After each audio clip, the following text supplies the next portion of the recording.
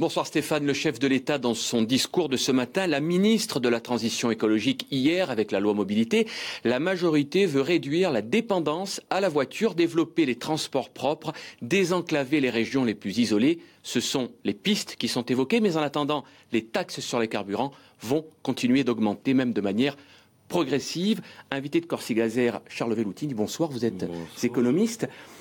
En Corse, le prix du carburant est plus élevé que sur le continent, alors que la TVA est réduite.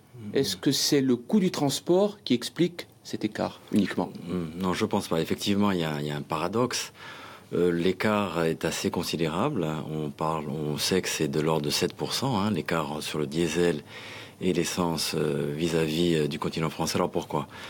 Effectivement, la TVA est plus basse, mais n'oublions pas que la partie la plus importante de la fiscalité, c'est pas la TVA. En fait, ce sont les droits d'accise, ce qu'on appelait auparavant la TIPP. La fameuse taxe intérieure sur les produits pétroliers. Exactement, qui est du même ordre en Corse par rapport au continent.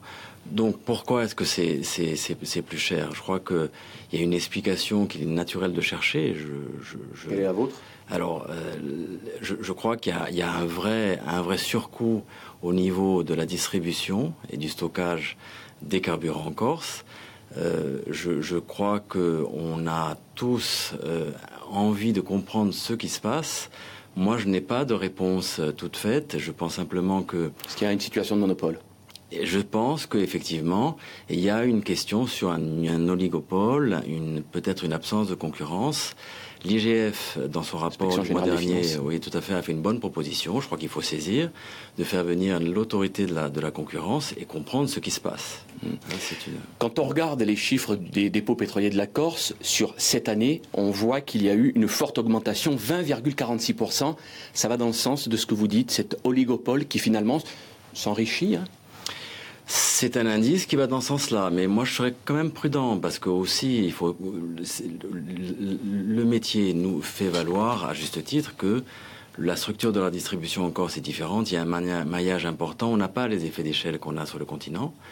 Donc il se peut que ce surcoût lié à la distribution au stockage soit justifié, c'est tout à fait possible. Je crois qu'on a besoin d'y voir clair.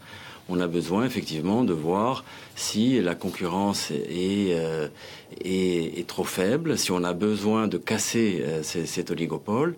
Mais attendons les réponses, regardons ce que va donner cette enquête si elle a lieu. Merci Charles Velloutini d'être venu sur le plateau de Corsi Gazer. Merci à vous.